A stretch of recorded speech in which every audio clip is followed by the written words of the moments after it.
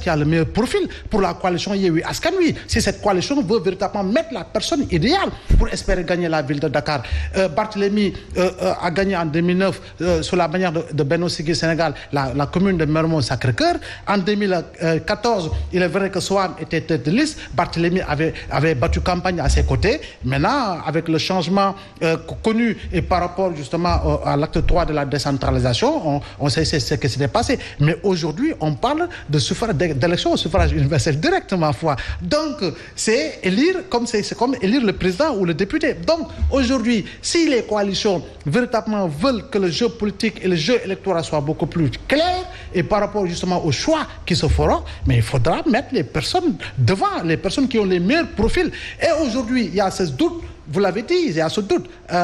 Soham AFP, Soham probable candidat de Benno. Je dois rappeler que une justement des vice-présidents, en fait, une des vice-maires de Dakar, c'est Madame Woré Diaw qui appartenait également à l'Alliance des forces de progrès. Il faut également rappeler que Madame Aïssatou Sabara était également de l'AFP avant de regagner les rangs du grand parti. Donc il y a tout ce jeu-là. Alors voilà, on vient rapidement à l'autre coalition, c'est Wallu Sénégal. Quelles sont les chances de Bokk Gis Gis qui préfère maintenant partir seul? Pape Diop a ses chances. Où? Pas à Dakar. Parce qu'au fond, ce qu'on ne sait pas, c'est que Pape Diop a travaillé. Il a travaillé dans le silence le plus absolu. Il a travaillé en sous-marin, à l'intérieur, et pas à Dakar. Et Pape Diop n'étant pas très communicatif, on n'a jamais su. Bon, il y a eu quelques petits reportages sur ses tournées à l'intérieur, si vous visitez un peu les sites. Et il pense qu'il a le bon bout, au moins dans un certain nombre de terroirs. Ça, c'est deux. L'autre chose, je pense qu'il a été maire de Dakar, avec ce que ça a donné.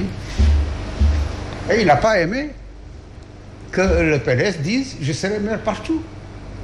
On ne peut pas être en partenariat en disant « je suis seul ». 42 sur 47 départements. Non, 47 sur 42. Non, je dis 42, le Parti démocratique sénégalais, et selon les informations, justement, veut occuper 42 sur les 47 départements. Tout partout. Macky dit au PS, vous avez 5 à Dakar, je vous laisse les 4 et j'en prends une. Mais Wade dit, moi je prends tout. Or, on ne peut pas se mettre dans la peau d'une alliance en disant je suis seul. Dès l'instant où on est seul, on n'appelle pas à une alliance. Surtout qu'il avait refusé d'aller avec Khalifa et Sonko. Il avait déjà appelé dans Yao. Yewwi Askan Wi. Il avait dit Banco. À certains moments, il a dit aux gens, non, les termes de référence doivent aller uniquement au major. Les petits Mamadou, là, vous les laissez de côté. Wade a cette attitude, Wade ou son fils d'ailleurs, parce qu'au fond, c'est pas Wade.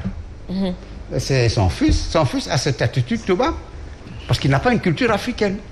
Et parce qu'il n'a pas une culture africaine, on ne peut pas l'élever chez nous. Mais Ibrahima Bakhoum, est-ce que réellement Pape Diop a des chances, malgré que, comme le dit le doyen Pathé Mbodj, qu'il ait travaillé comme une fourmi à l'intérieur du pays, mais du point de vue des résultats, sur la base des élections qui sont déjà passées, est-ce qu'il a réellement des chances? Je ne suis pas aussi optimiste que Pathé concernant Pape Diop.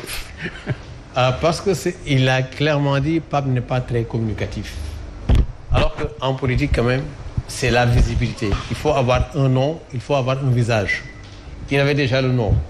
Le visage, les gens à l'intérieur du pays peuvent commencer à le perdre. Simplement parce que c'est exactement ce qui était arrivé à Khalifa. Très connu à Dakar, peu représenté à l'intérieur. Et quand il a commencé à chercher de la représentation, on lui a coupé le chemin. Parce qu'en termes de communication, on pourrait croire que Bokk Gis Gis, c'est uniquement le marabout Bara Dolly, le député. Justement, j'allais venir à ça. Ah oui. C'est-à-dire que même à Mbacké, le problème qui se pose, c'est que si Bara Dolly, vraiment, pas Bara Dolly, mais Cheikh Abdou, c'est comme ça, Bara Dolly s'appelle, lui, il est très visible, vraiment... Très communicatif. Très communicatif, Oui. ça, il n'y a rien à dire. Oui. Rapporté au PDS qui est là-bas également, l'autre fils de Bara Dolly, on se rend compte qu'effectivement celui-ci est très communicatif et tout. Donc, si Wade, comme dit Pathé, veut tout prendre, y compris Mbacké et bon, encore que Touba commune, ça c'est autre chose, c'est le marabout qui prend, mais c'est pour le département. Donc de Mbacké, oui. Il n'y a que le département. Mais si Wade veut prendre le département, en se disant que de toute façon c'est dans la perspective de... Parce que tout le monde s'inscrit dans une perspective... Dans la perspective des présidentielles, de la présidentielle plutôt. Mais avant la présidentielle, des législatives. Donc tout le monde est en train de prendre position, de prendre date. Alors si Bokk Gis Gis refuse de sacrifier, parce que ce serait vraiment sacrifier quelqu'un qui est très visible, qui fait du bon travail, le Mbacké en question, donc ne serait-ce que pour cette raison-là, il peut dire, d'accord, je peux tout vous laisser, mais pas question de vous laisser Mbacké. Alors que pour Wade, Mbacké, c'est extrêmement important. Voilà, malheureusement, le temps qui nous est imparti est terminé. Merci doyen Ibrahima Bakhoum, merci doyen Pathé Mbodj. Abdoulaye Mbow, merci d'avoir co-animé ce magazine. Oui, mais bon, c'est Anthony Truant, hein, je dois le remercier parce qu'après, voilà, on va jouer les prolongations après. Tu vas parler de Mamadou, je ne sais pas quel est le nom. C'est bien cela, chers téléspectateurs. Merci d'avoir été à notre compagnie. Je me retrouve tout de suite après la page publicitaire pour la grande édition du soir. À tout à l'heure.